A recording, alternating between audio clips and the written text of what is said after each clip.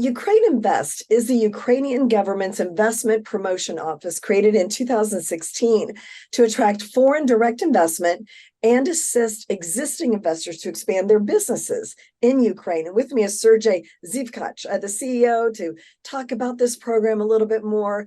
And since 2018, UkraineInvest has played a role in attracting $3.5 billion of direct foreign investment. So can you share some success stories that you've had with this program? Yes, hello, Jane. Thank you very much for the invitation and this opportunity to talk to you. Yes, so we were, quite busy, obviously, since 2016, our office was set up and several teams have been changed, but UkraineInvest ensured continuous operations, and we had some positive results. Companies like Tsivkach, Coastal, CRH were attracted during this time. After full-scale invasion, actually, we didn't stop our activities, and last year was quite interesting because we have managed to attract to Ukraine big players such as Kingspan, $300 million, Polish company Sergiy, they built new facility during the war. Companies like Bayer, global agricultural company, they also started new project, more than $70 million. So only last year, we have attracted to Ukraine industrial projects worth more than $500 million.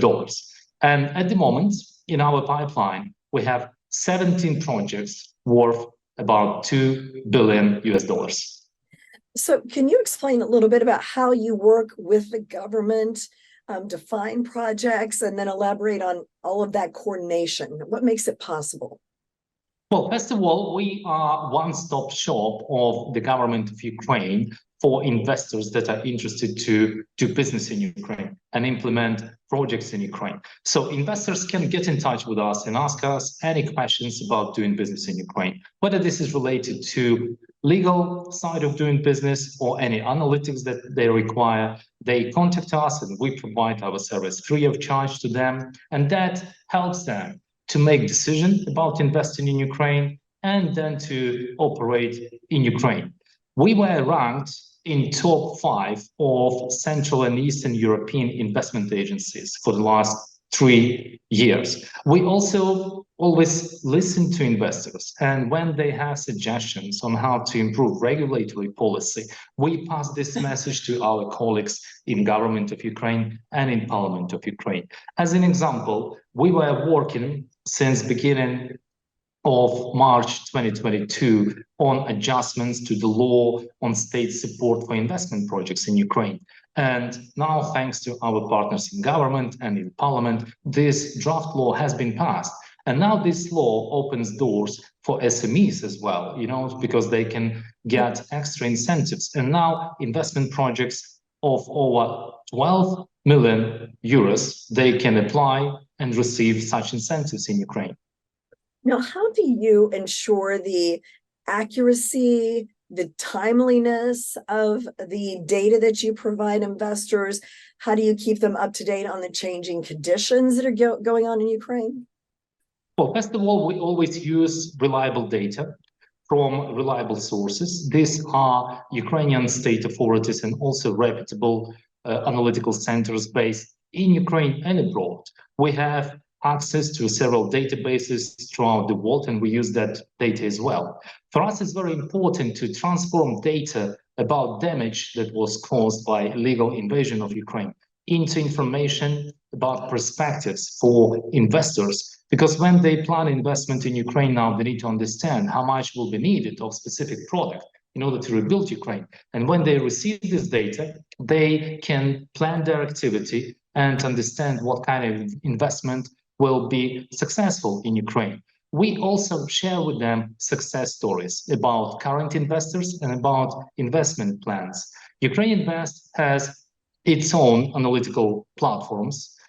We have conference that is happening on regular basis. It is called Fit for Ukraine, where FIT stands for Forum on Investments and Transformation of Ukraine. So we have done about 70 events already and managed to attract more than 7,000 people from 65 countries to listen to our analytical presentations and then talk to us about investments.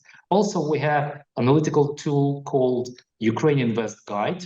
It's about 100 pages that can be found on our website, or anyone can Google, just type UkraineInvest Guide, and you will find there information about regions of Ukraine, cost of doing business in Ukraine, and rules of doing business in Ukraine. Only during last year, through international media and local media, we have managed to cover audience of about 15 million people. And our social media have about 20,000 of organic subscribers. These are real investors, experts, and analysts that rely on our data.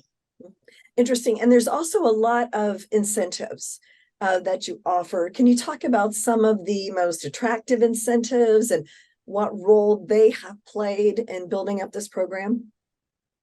Well, this is not us that are offering these incentives. We're just passing the message to investors. It's government of Ukraine that introduces investments, because we understand the need for private capital to enter Ukraine and to rebuild economy and ultimately to make profits for themselves. That is very important. So at the moment, Ukraine can offer up to 30% of state support for investment projects over 12 million euros. Also, we can offer up to 10 years corporate income tax relief. We can talk to investors when they want to build facility. Ukraine can provide land for manufacturing facility without an auction. When investor is planning to build facility, they need engineering grids. So state of Ukraine can reimburse investors for this cost that they inquired. We have special systems for IT companies. It's called DIA system. It's a virtual economic zone for IT and fintech company with special tax rates. We also have special tax rates for companies that want to build electric vehicles in Ukraine till 2035. So it's a big range of investment incentives that is available. And if anyone is interested in these incentives, you can get in touch with us and we will provide you a full list. Okay. And are there any future strategies or initiatives that you have in place to try to continue the success of the program? Ukraine is working on the rebuilding process. According to World Bank, and that estimate is from June 2023, we will need at least $411 billion to rebuild the economy, to cover direct losses and also indirect losses. And this figure is rising day by day. So special investment mechanisms are required. Things like PPP, public-private partnership,